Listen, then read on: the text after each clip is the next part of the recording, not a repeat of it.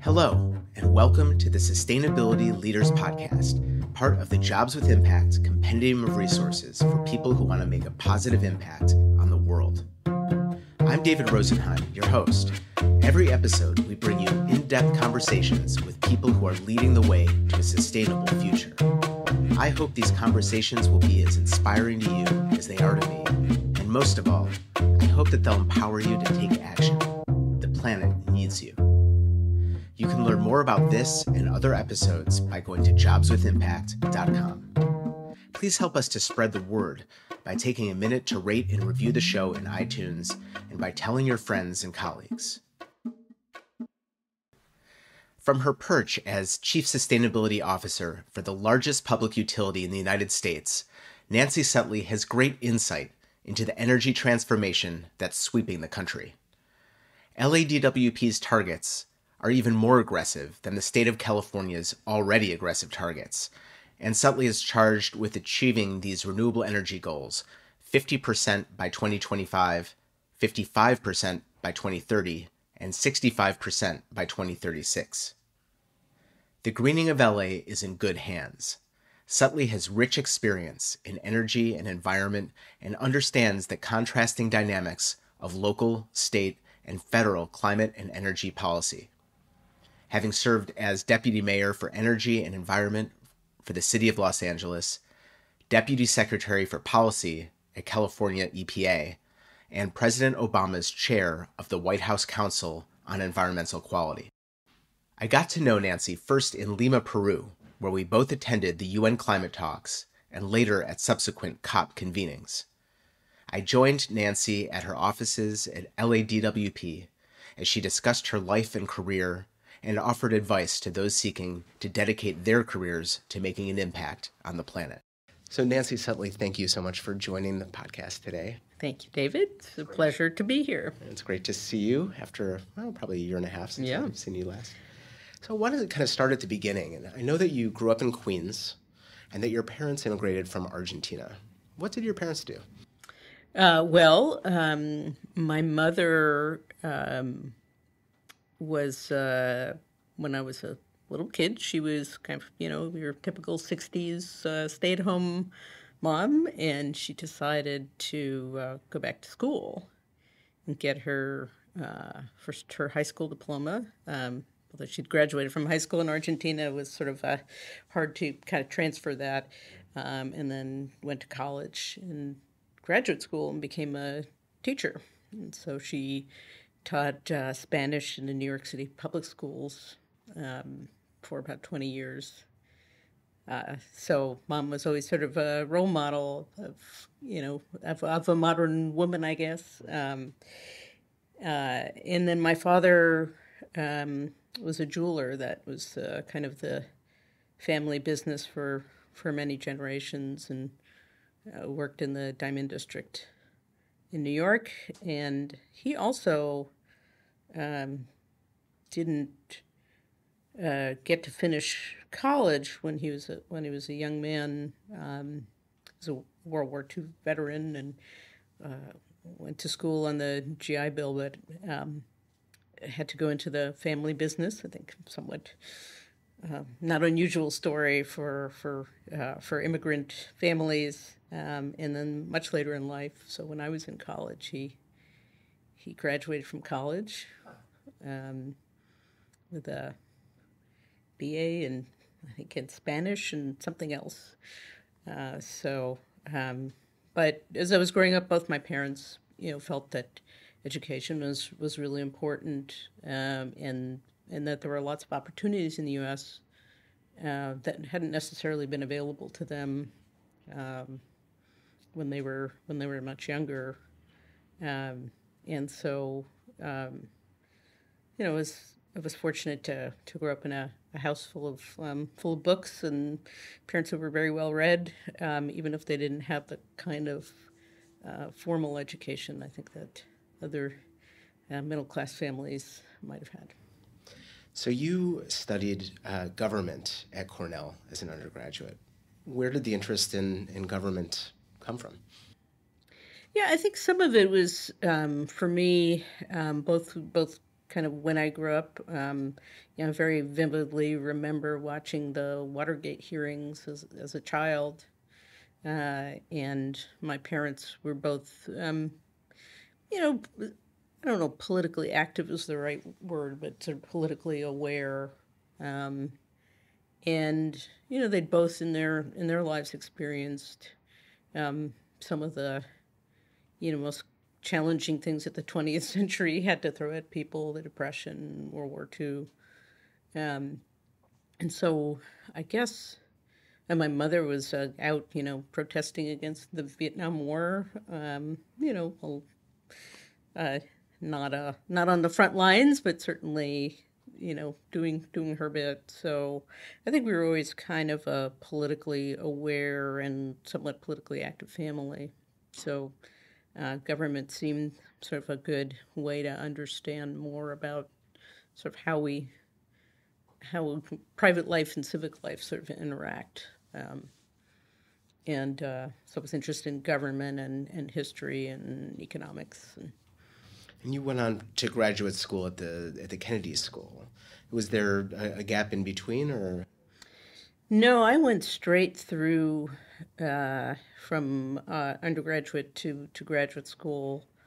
I think it was when I graduated from college. It was we were in a little bit of a recession, and jobs for liberal arts majors were sort of somewhat more challenging to find. And I had always planned to go to graduate school. It sort of seemed like, why wait? But I think in retrospect, I don't know that it would have gotten more out of it, but I think it would have, it could have just as easily taken a couple of years off and done something else.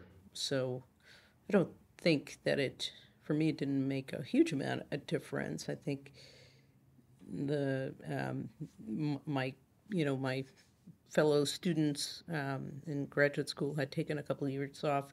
I think they had a more focused sense of why they were there and what they wanted to do, and I can't say that I did. Did you have a sense at that point that the environment was an area that you wanted to focus? Or when did that, if not, when did that sort of come about? Yeah, I always been interested in the environment. Sort of vaguely remember the first Earth Day, and where I grew up in New York City. I grew up not far from Little Neck Bay and the East River, and I just remember we would go, ride our bikes down to the bay, and my mother always said, you can't go in the water because you get sick. And I don't know where she came up with this, if we fell in or something, we'd have to wash us off with kerosene. That would have been good for your skin. Yeah, as well, probably. But we could see from our neighborhood the power plants in New York that at that point were, I think, burning either coal or heavy oil, and you could see the yellow plume of sulfur coming out of those smokestacks. So I was always aware that the environment was an issue that sort of affected me directly growing up, and so it was always interesting to me. Although we used to go out in the summertime, we'd go out to the eastern end of Long Island. It was our family vacation. And used to have to get a beach pass from the town. And remember, we picked up a bumper sticker that they were giving out, and it said, "Stop, PLOOWB." And they weren't in very big letters, so we had it stuck on the back of our car. And it was, "Stop pollution and litter of our waters and beaches." But the bumper sticker wasn't very big, and so you'd be sitting in the back seat of the car, and you could see people sort of creeping up, trying to see what it meant.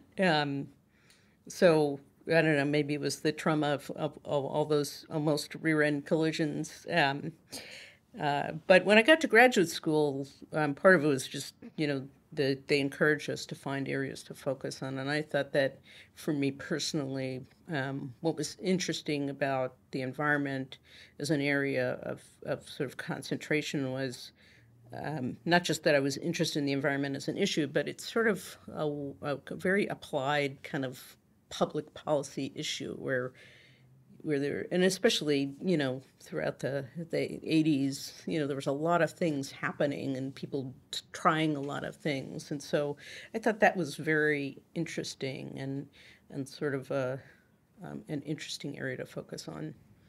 And what brought you west? Well, after I finished my Master's of Public Policy, like many of my classmates, I found my way to Washington, D.C., and I did a number of things, both inside and outside the government, but always, obviously interested in public policy. And my last job in Washington was at the Environmental Protection Agency. I was a very, very junior political appointee of then President Clinton. And I was working primarily on sort of air pollution policy. And so that kind of led me into contact with California. And Californians like Mary Nichols and Felicia Marcus, both of whom were more senior political appointees at EPA. And I had sort of long been thinking that at some point leaving Washington before I sort of was committed to a lifetime in D.C. was a good idea. And so it just all kind of worked out that I'd been spending a lot of time when I was at EPA dealing with California on a whole series of Clean Air Act issues, and was able to just basically transfer from EPA's headquarters to its regional office in San Francisco to sort of help out on a number of different issues. So this is Region 9, and yeah. What were some of the big issues you were working on at the time? Yeah, so I think they're a little bit sort of emblematic of issues that have gone on for many years between California and the federal government, where California has very strong environmental laws, and the federal environmental laws are more of kind of the floor. So as California tries to go its own way sometimes on these different types of environmental issues, sometimes it leads to sort of somewhere between gentle conflict with the federal government and more aggressive conflict. Outright war. Outright war with the federal government. And so the Congress had reauthorized the Clean Air Act in 1990. So when I was at EPA in the early and mid 90s, it was a lot of the work was around implementing these programs, a lot of new programs that were in the Clean Air Act amendments of 1990, many of which had sort of originated in California. Henry Waxman, who represented Los Angeles for many years in the Congress, was the chair of the Clean Air Act subcommittee, and wrote a lot of the 1990 amendments and picked up a lot of programs aimed at reducing smog that either the state of California or in some cases LA, the South Coast Air Quality Management District, had come up with. And as EPA would implement them, California would say, wait, we didn't really mean that. We want to, or we're doing it this way. We want to keep doing it this way. And so it led to some areas of conflict, and over things like the smog check program, and then some of the fuels programs. And so those were issues that I spent a lot of time working on. And then did you go back to Washington after being in Region 9 to advise Brown, or had that happened in your first period at EPA? No, I actually spent part of my time going back to D.C. EPA in the late 90s was revising the national ambient air quality standards for ozone and particulate matter for the first time in probably 15, 20 years, and it was a big deal because it was likely to lead to a very significant tightening of the standards, which eventually it did, and so it was sort of an all hands on deck endeavor to both sort of translate the science into a standard, and then actually design the standard and get it out on the street. So go through the proposal, the comment, and then ultimate adoption of the standards. And what that ended up doing, and especially because the Clean Air Act amendments of 1990 created a whole new set of requirements if you were sort of drawn into the kind of the clean air planning, that it was pretty controversial, and has continued to be because it sort of ends up being a fairly sweeping change if the EPA changes the standards, because all of this, there's a whole set of planning, there's a whole set of rules, and then there's the kind of implementation of both, and so that gets to be a pretty complicated activity that EPA, takes on periodically, and so I was helping out on that. So then you moved into state government. I don't know if there's anything in between, but you served as CalEPA Deputy Secretary for Policy and Intergovernmental Relations under Governor Davis. And you were also appointed, I don't know if it was concurrent with that or around that time, to the State Water Resources Control Board. How are the priorities different? I mean, you mentioned this interplay between Washington and Sacramento, but how are they different moving squarely into state of California environmental policy? Yeah, I think California's environmental policy, it's sort of a mini version of the federal, sort of the federal structure where, you look at things at a sort of on a statewide basis, but think about how, how big California is, and how varied the problems, the environmental challenges are across the state. And so some of that relationship is, between something that's statewide and the sort of local or regional needs is a little bit like sometimes the interplay between the federal government and California. And so I remember having to try to explain the structure of California's environmental programs to foreigners, to people who were trying to understand sort of how it was structured, and it took at least 3 napkins to try to sketch that out. So I think that is always a challenge. In California, I think the other thing that's sort of a little different than sort of the federal versus California's is the legislature's very active on environmental issues and has been for many years. And so when I was in Sacramento at CalEPA, California enacted a number of firsts. One was the first environmental justice legislation of any state in the country. Was now LA County Supervisor Hilda Solis was in the legislature and sponsored some really groundbreaking environmental justice legislation, which is something that landed in my lap at CalEPA. I didn't realize it had gone back that far.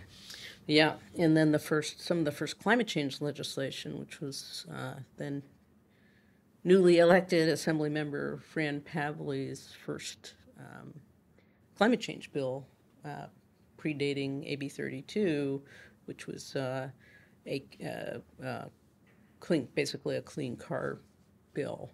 And my unique contribution to that legislation was telling my boss at the time, the Secretary of CalEPA, that this was a big deal because, I don't think that at that time, so this was 2002, 2003, California, the states were really thinking about climate change. That was seen as a national or an international issue, and the idea that a state would sort of insert itself, even California, into the climate change discussions was very novel at the time. And the Pavley bill, I mean, we'll talk about this in a few minutes. Of course, ended up informing President Obama's approach to regulating vehicle emissions, which is something I assume that you had a hand in as well, which we can get to. Correct. Okay, so you went from state to local and served as deputy mayor of Los Angeles, heading up environmental policy here. Tell me about that experience, and what was sort of behind that decision to move into. LA, it is obviously local. LA is a huge city with pretty substantial environmental challenges historically, and so it's not as if there's no ability to have major impact at this local level. But what was behind that decision, and what were your priorities in that role? Well, I think that, so this was 2005. I had served my time in state government towards the end of the Davis administration, which was cut short by his recall. In 2003, I was appointed to the State Water Resources Control Board, and so my term was expiring in 2005, just as then Mayor Villaraigosa was going through his election. And I think that as with this sort of talking about the first Pavley bill, sort of a groundbreaking in that states were sort of saying, hey, wait, we can do something about climate change. I think cities, we're starting to really embrace the notion that local government could engage in these environmental policy debates in a way that made sense for both the city, but also in showing what local government can do. And I think not a knock on other LA mayors, but Mayor Villaraigosa in his campaign really highlighted his environmental plans in a way that I don't think that any of his predecessors had. And so, so I think it sort of coincided with this sort of cities, want to be basically to be counted among the players on environmental issues in a way that they really hadn't before. And so that was very interesting to try to take that on. He had a pretty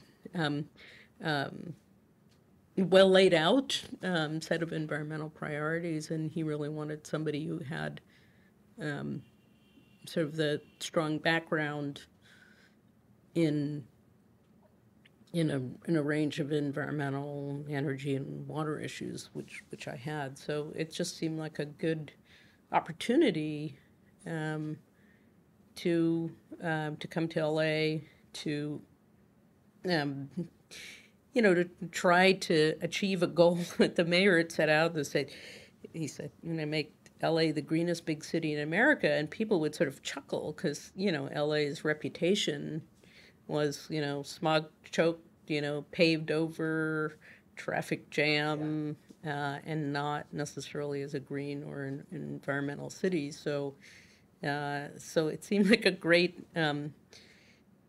opportunity with the mayor, with the city council, with the with the strong environmental organizations in LA to be part of a movement to make LA, the greenest big city in America, and also to show what local government could do on the environment.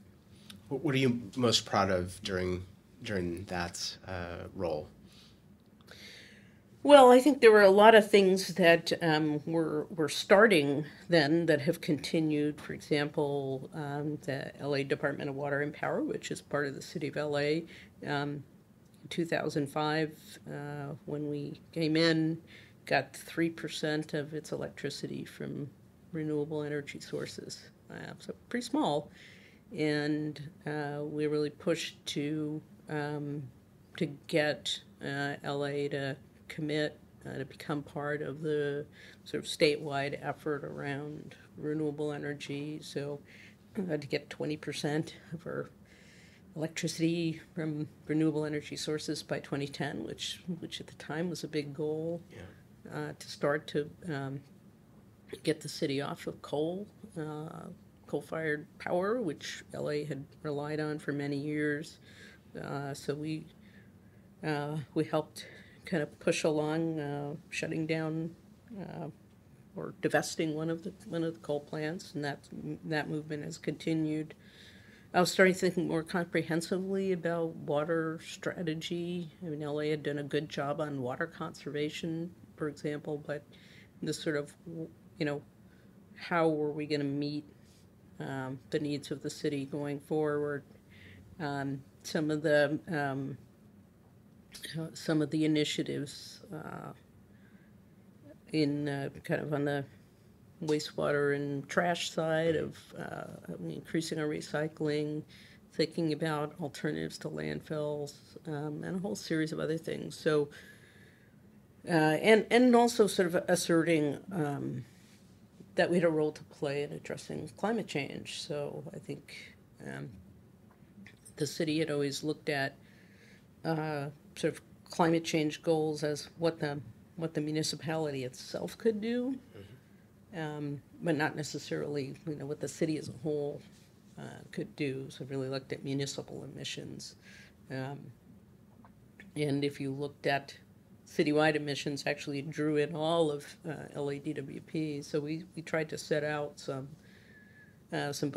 goals and initiatives around climate change. I think LA had long been a kind of a willing to jump in and be among the vanguard of cities.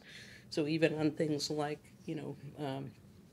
reporting its greenhouse gas emissions, working on brownfields and a whole other set of other things that LA had always been right there, and but it was more in the background, and again this idea that a priority for a mayor could be, to really assert LA's environmental leadership was a very interesting and fun thing to work on. And perhaps at least a few years ahead of its time. Now a lot of big cities are taking leadership on climate and realizing that it's at least the implementation of climate action has to happen at the local level. Yeah, and I think, I remember I went to, in 2005, so our first year, through ICLEI, they sent a small group of city folks to the climate negotiations, which were in Montreal.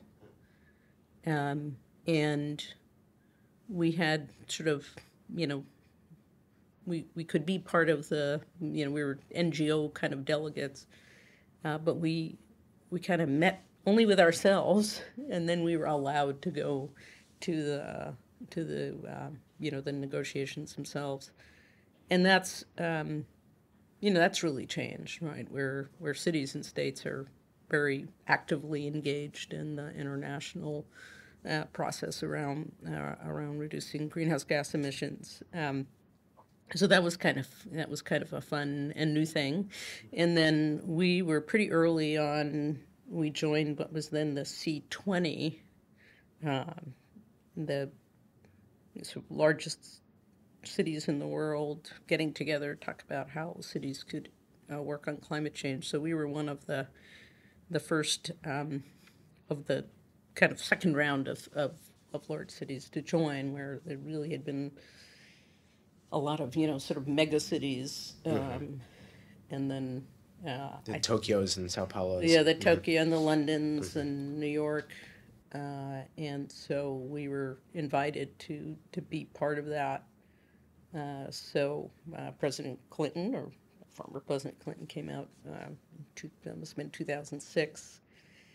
So we signed on, and now it's C40, and then it was a handful of folks in the mayor's office in London who were staffing it, and now it's a big, vibrant organization, and it was really, it really started as a ground up effort from cities and from large cities around the world, where everybody said, we have a lot in common. We deal with the same issues of land use and transportation and municipal operations and things like that cities learn a lot from each other about how to tackle. And now it's, there's sort of been a proliferation of these coalitions, right? There's the Under 2 Coalition, which includes some cities, but more state-focused.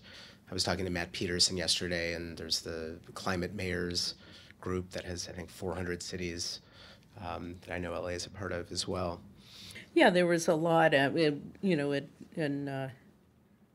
when I was in City Hall, there were a lot of cities that were signing on to the Kyoto Protocol. That was kind of the first big effort, and over 1,000 cities. And then a lot of people sort of threw up there and said, well, okay, what do we do now? We said we want to meet these goals, and they really didn't have the tools. And so I think, what's evolved over time is really, cities developing those tools, learning from each other about what it means to take on climate change as an issue. And that's a really good thing, because, if transportation is responsible for, whatever, 40-50% of the greenhouse gas emissions, buildings also, and then really you have to address these issues at the local level.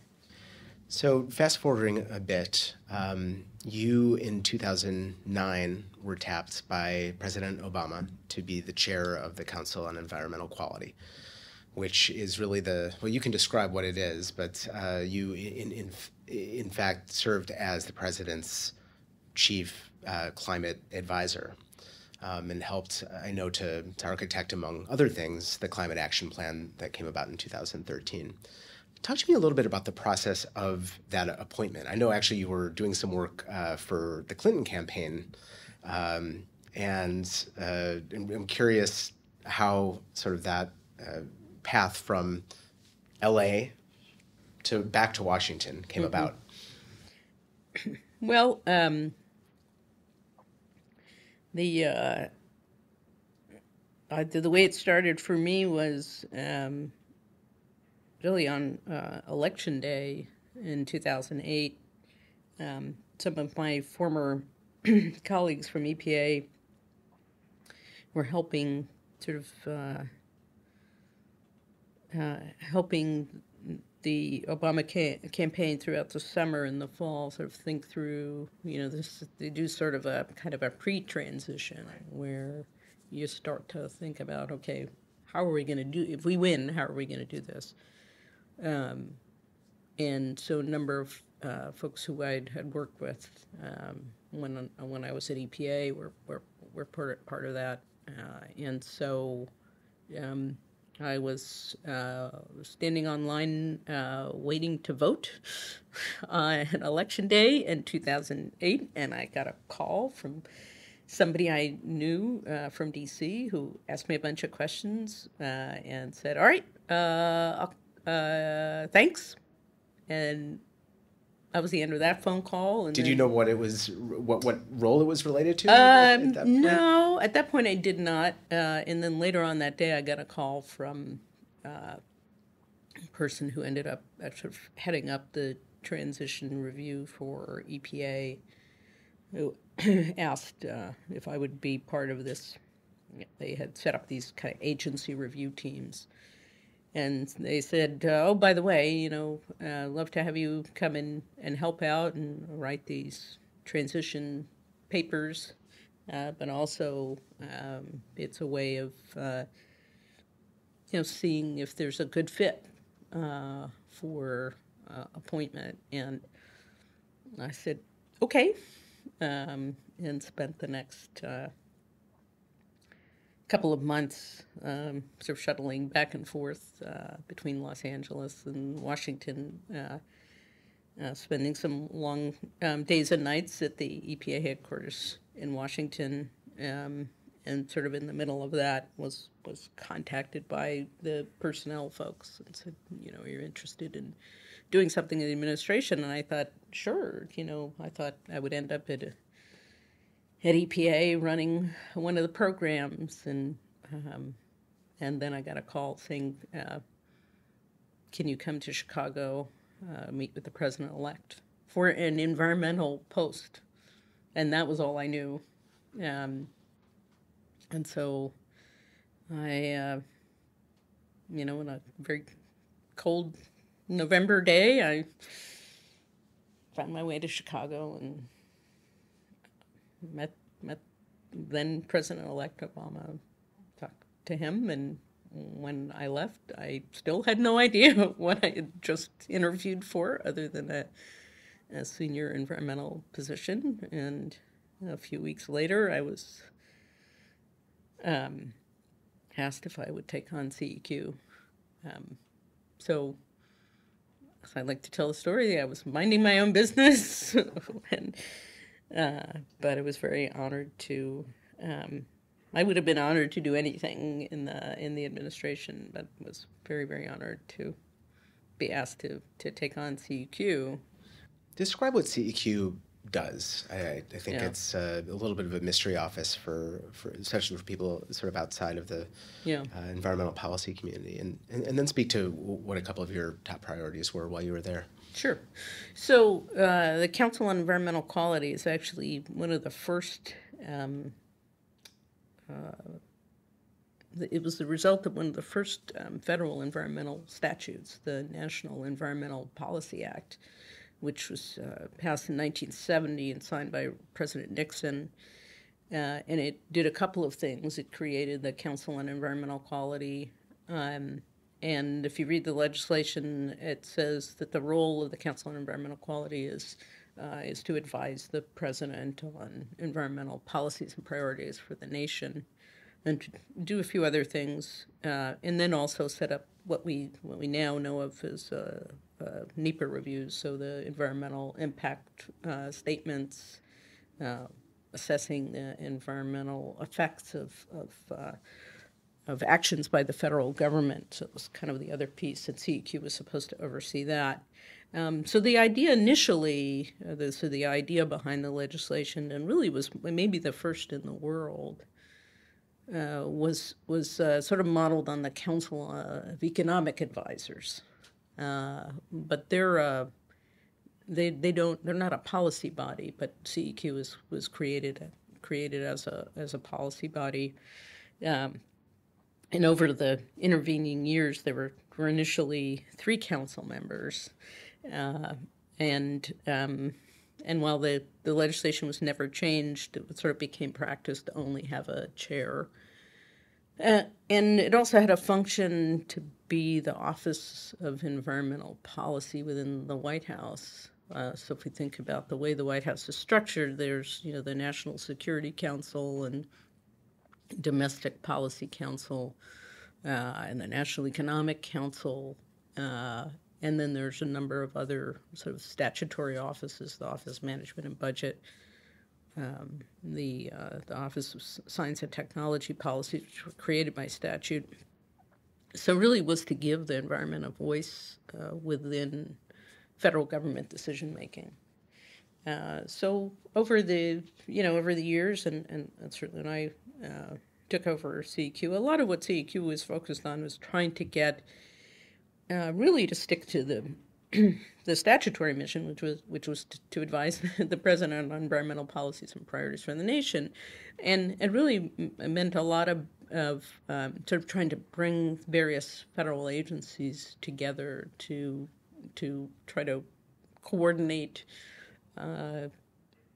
their efforts to address those environmental priorities. Because when we think about the administrative agencies that touch on environment, I mean, most people obviously think of EPA, but it's certainly not just EPA. I mean, there's DOE and DOT and Department of Defense. I mean, really, Interior. I mean, many agencies have an environmental footprint.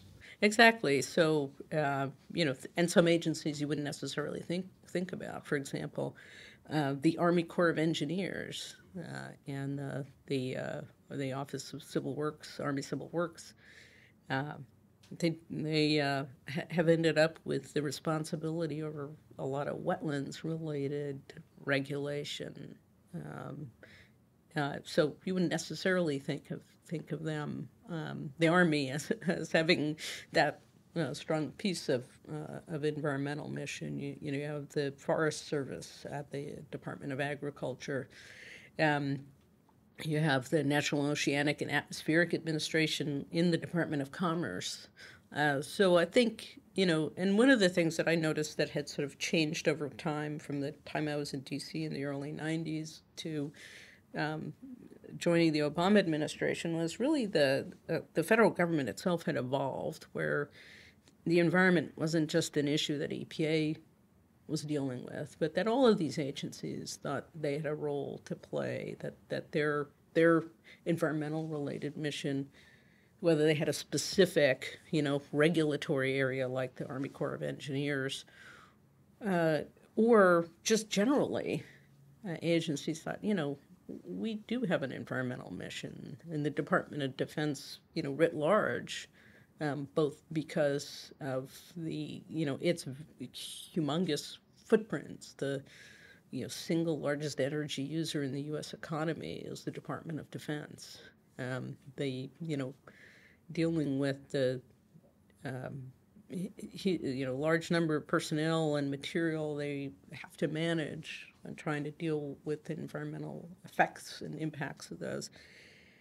They were very much had a changed view of their role from the time I was at EPA, where it was sort of a little bit like pulling teeth with them, to one where like, no, we get it. We know we have to do these things. We know we have a responsibility to be a good environmental actor. So that was and they see the threats to forward operating positions and the danger of not being able to produce energy in remote locations. Sure, they'd explain to us, the Marines who were out, in Afghanistan and Iraq and these forward operating locations. They had all this, with a modern warfighter has all this electronic equipment, so they had to carry battery packs with them because you couldn't, you needed to have spare batteries so that you could run your radios and your other electronic equipment. So things like, how can you harness solar energy out in the field to provide, charging for some of this electronic equipment, so that the Marine didn't have to carry, 100 pounds worth of batteries out to the field. That they said one of the biggest threats or biggest vulnerabilities was these huge fuel convoys that were moving, primarily diesel fuel, out to forward operating locations, and were very vulnerable to attack. So the really kind of practical reasons for trying to address some of these issues, and I saw that all across the federal government, and I think that's a very promising development.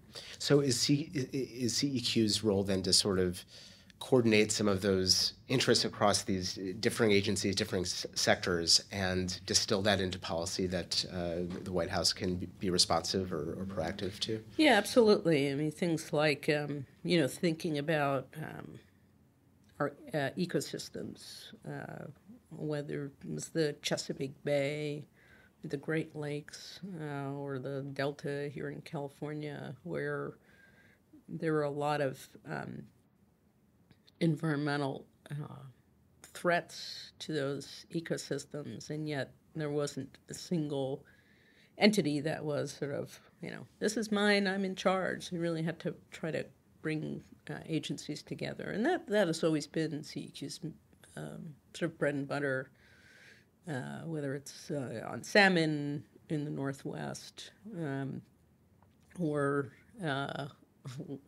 even with the environmental review sort of aspect, things like the Marines were trying to relocate, I think about 40,000 Marines from Okinawa to Guam, and it meant building a new Marine base and some additions to both Army and Air Force bases on Guam. 180,000 people, 40,000 Marines showing up, that's a big impact. And so trying to bring agencies together to get through that environmental review process where clearly the federal government has a huge, both an environmental footprint on Guam, but also really just day-to-day impact. And then, on climate change, President Obama created an Office of Energy and Climate Change that my former boss, Carol Browner, had been the administrator of EPA in the Clinton administration, was in charge of, and we really were trying to support her efforts to bring the federal government together around climate change. So, as I mentioned before, you were one of the architects of Obama's climate action plan. On the first day of his presidency, Donald Trump posted, or his administration posted on his website, that Obama's climate action plan would be eliminated, stating that it was harmful and unnecessary. To what extent do you think that the administration is truly backsliding on the strategies laid out in that plan? And in what ways are we moving forward despite the administration's stated anti-climate stance? Well, I think the climate action plan was really designed to not necessarily create a bunch of new policy, but really to show how the federal government and the nation as a whole was trying to address climate change.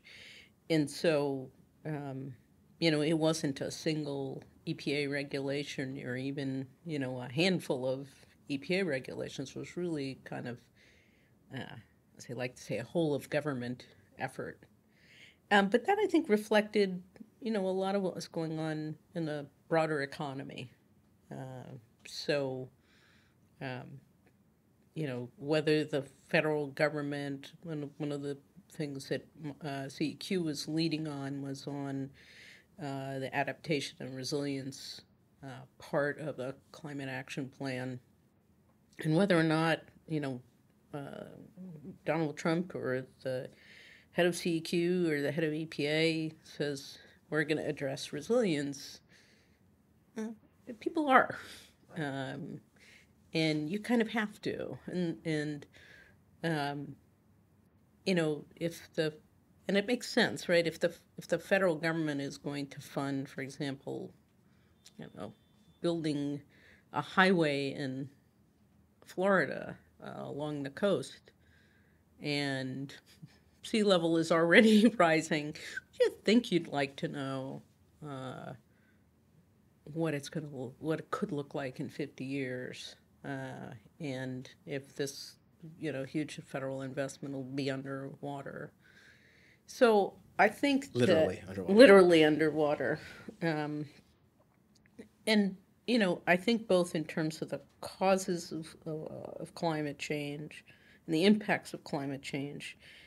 I thought then, and I still think that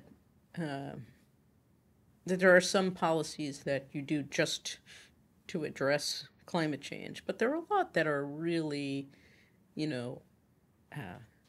no regrets and low cost things that you can do. So, for example, even here at LADWP, we can sign a 10 or a 20 or even a 30-year contract for a large solar energy from a large solar developer cheaper than anything else any other source of power. 2.5, 3 cents a kilowatt hour. Why would we stop doing that? Right. And I think that's true across the board. I think it's even true when it comes to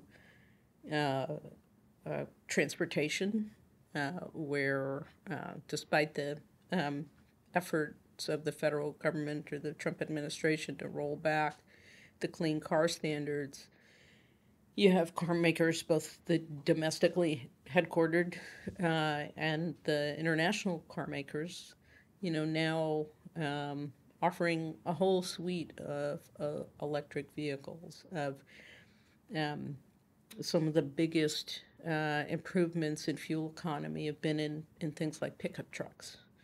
And so, if you're given the choice to buy a pickup truck that gets 10 miles to a gallon or a pickup truck that gets 20 miles to a gallon, wouldn't you pick the one that gets 20 miles to a gallon? So I think, their view of what it takes to take on climate change is an increasingly isolated view. I don't think that there are many important actors within the U.S. economy that share that view. I think many more believe that it's what their customers want, it's what makes sense for their business, and it's what makes sense for their state or their city to be engaged in. So after serving in the White House for 5 years, you made your way back to California and Los Angeles and became the Chief Sustainability Officer and Economic Development Officer for the LA Department of Water and Power, the largest public utility in the States, I believe. Is that Correct. Right? Mm-hmm. You are on a number of boards across LA, including the LA Clean Tech Incubator, where I was visiting yesterday. What are your top priorities here? And how do you see, we talked a bit about LA a few minutes ago, but where is LA on its path to becoming a truly sustainable city of the future?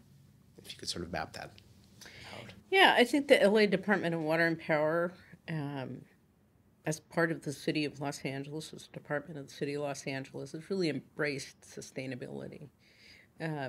Because that's how we're going to continue to provide the city of Los Angeles with the power and the water that makes LA run. LADWP has been around for 100 years and intends to be around for 100 more or more than that. And I think,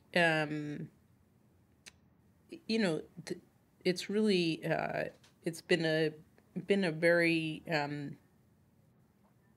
noticeable evolution of LADWP.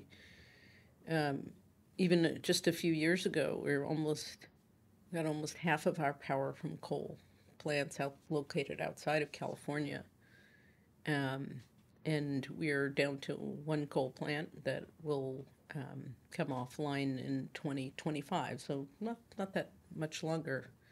We've gone from 3% renewable energy to about 30 at the end of,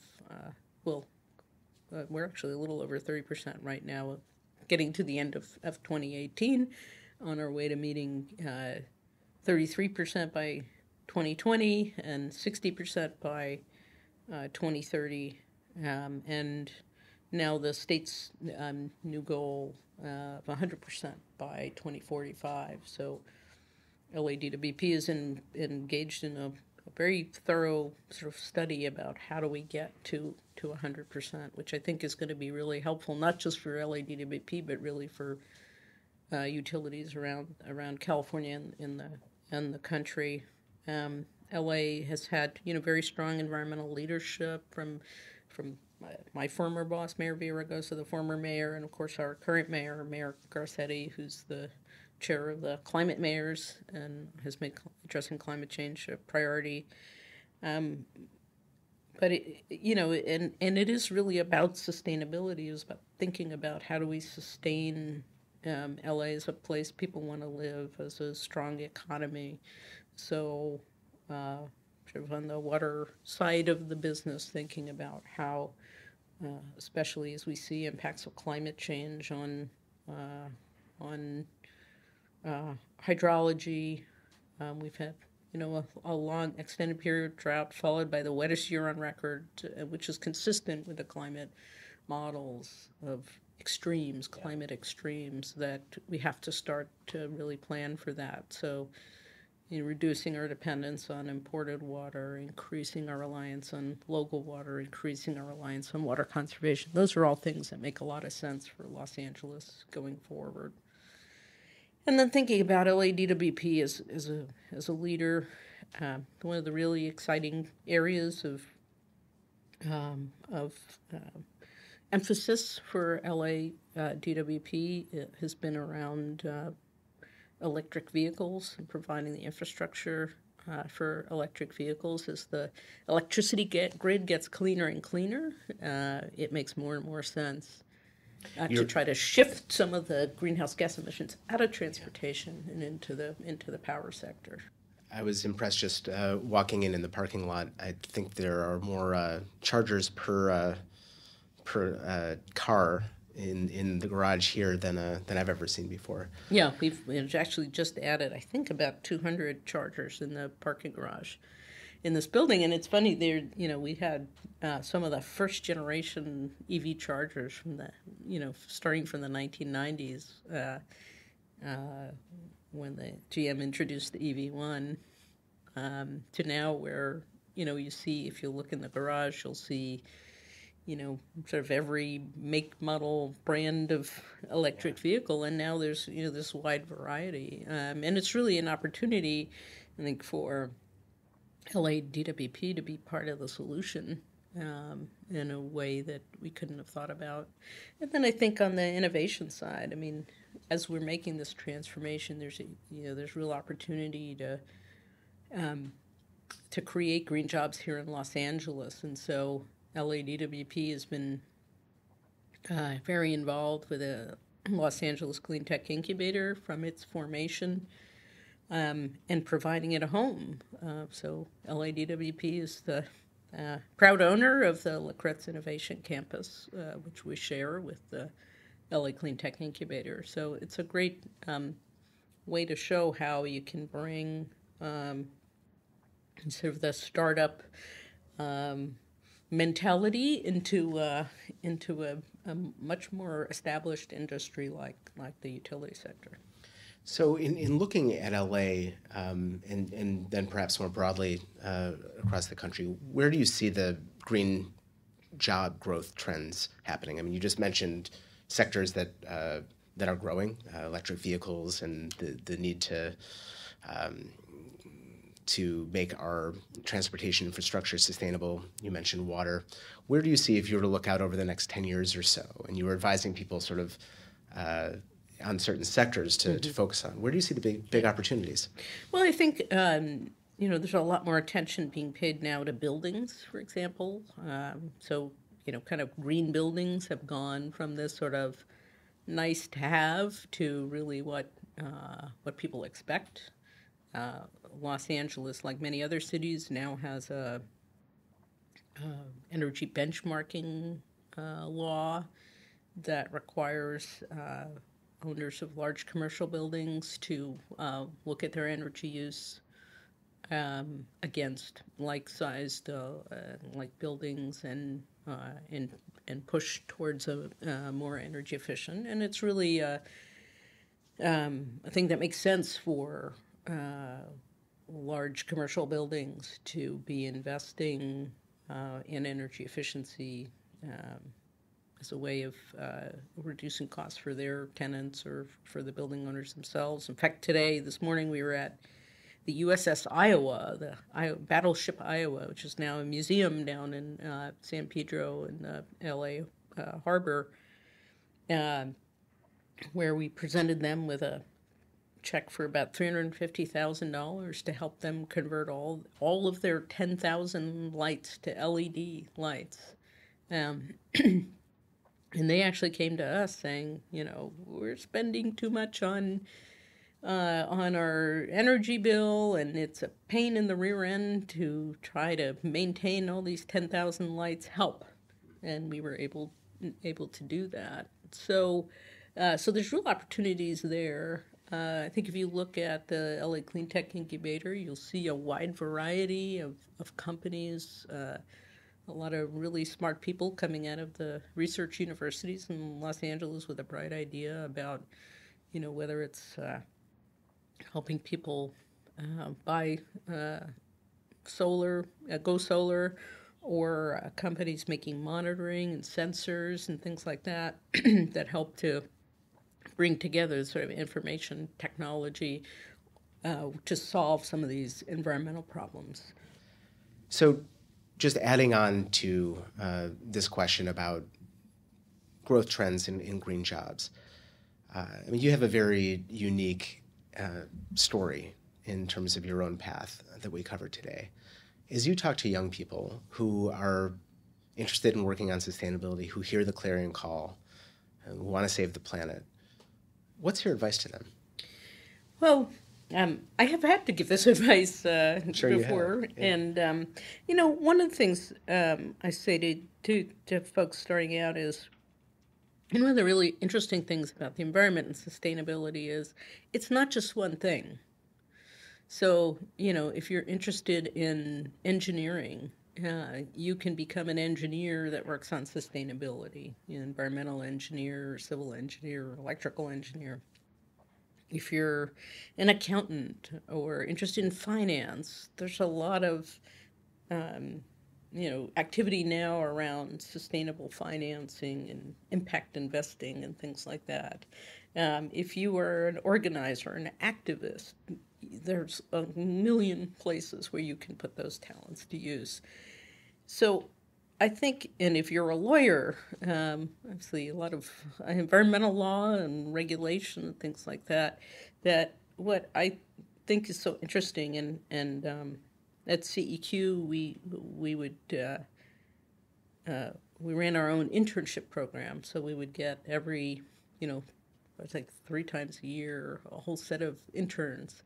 And it was so interesting that, they weren't all environmental sciences majors. They were engineers and people who wanted to go to law school and people wanted to study public policy. And that you can find a way to apply your talents in sustainability, no matter what your academic interest, your training is. And it's really that it's a wide open field. So I think that's very exciting for people who are thinking about sustainability. That you really can, if you're an artist or a musician or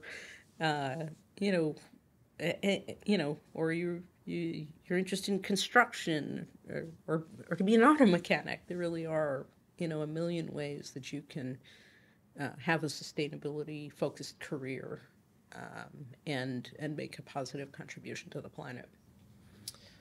So one last question. Looking back at these different levels of work that you've done and impact that you've had, from the federal work at EPA early on to regional work with EPA, state government, city government, going back to CEQ, and working at the White House, and now working for a large utility, a large local utility.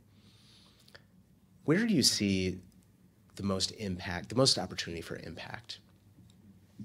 Well, I think it sort of depends.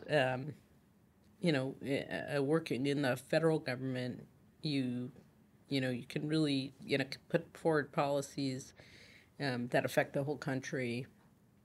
You can engage at the international level in a different way. And at the local level, what's great about local government is you can the sort of distance between an idea and making it happen is pretty short. And so you can see, as you were mentioning before, we have a lot of electric vehicle chargers here in our building. It's a little contribution to helping grow sort of the EV electric vehicle market, but it was something that happened in the public policy world pretty quickly. We decided we'd put some electric vehicle chargers in, and there's a bunch of guys who've been working in the garage putting them in. So that's what's fun about and very interesting about local government, and I think for people who really want to see that impact things, there's nothing like the local level. And state government is something in between, where you can directly impact communities, and you can take a step back and look, especially in a state as big as California, look at sort of statewide things that can help move these sustainability issues along. So it really kind of depends on sort of what gets you excited, thinking great thoughts about how to move things along, or wanting to see things happen quickly. It's interesting, the different pacing, and the quicker it gets, the more local you are. Well, Nancy Sutley, thank you for your time and for hosting me today, and thanks for all the work that you've done and all the work that you have yet to do. Well, thanks, David. Really appreciate it. It was fun to talk to you. The Sustainability Leaders Podcast is a resource of Jobs with Impact. Our engineer and associate producer is Ian Swanky. Theme music also by Ian Swanky. I'm David Rosenheim. If you like the show, please tell your friends and give us a rating and review on iTunes. See you next episode.